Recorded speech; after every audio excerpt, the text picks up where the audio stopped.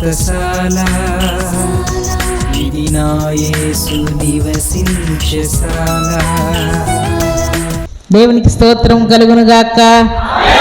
దేవునికి మహిమ కలుగును గాక. పరిశుద్ధ గ్రంథంలో నుండి 2వ కొరింథీయులకు రాసిన పత్రిక 5వ అధ్యాయం 17వ వచనాన్ని చదువుకుందాం. కాగా ఎవడైనను క్రీస్తునందున్న ఎడల వాడు నూతన సృష్టి, పాతవి గతించెను, ఇదిగో క్రొత్తవాయెను. దేవుడి శ్రేష్టమైన మాటలు దీవించి ఆశీర్వదించును గాక.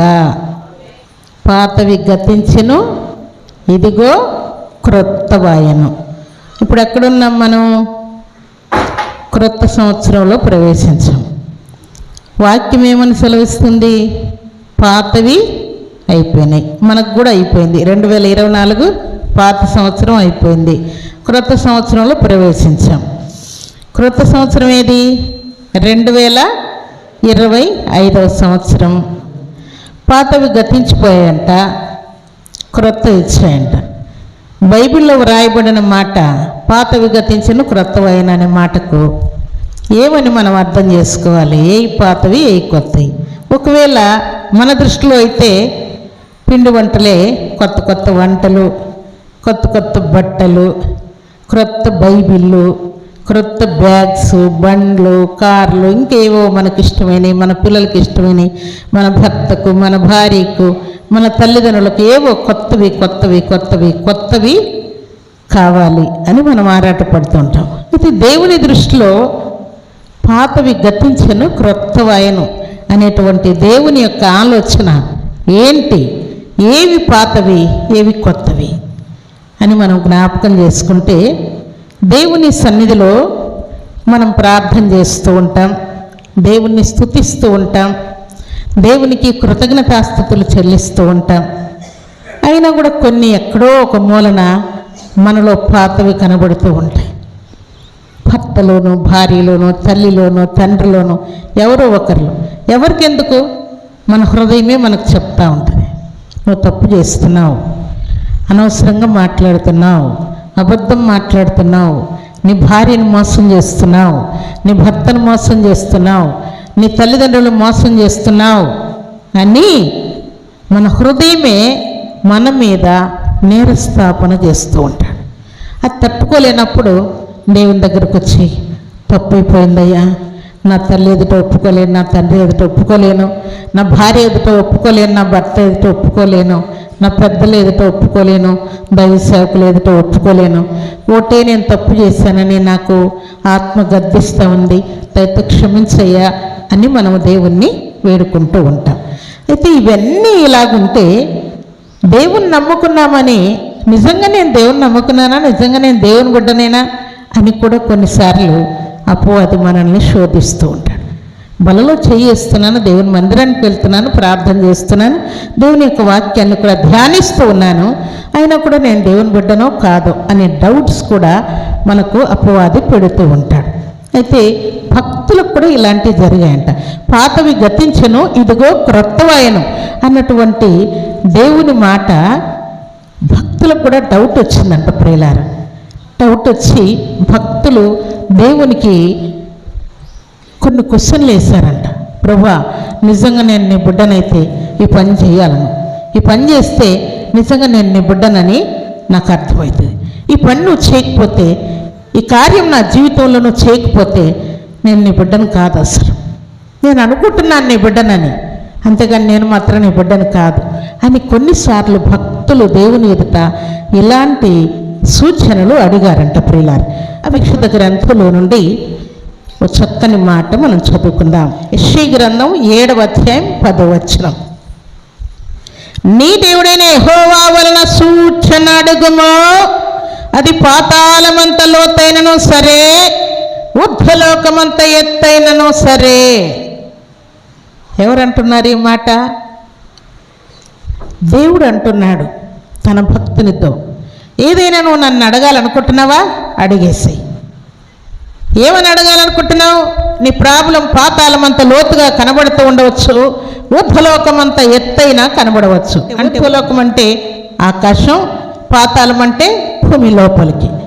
అంత ఎత్తైనా అంత లోతైనా సరే నన్ను అడిగేసేయి, ఏదైనా సరే నీకు వస్తే నన్ను అడిగేసేయి, నేను నీకు కార్యం చేస్తాను అని దేవుణ్ణి అడగమని దేవుడు సెలవిస్తూ ఉన్నాడు భక్తుని ద్వారా.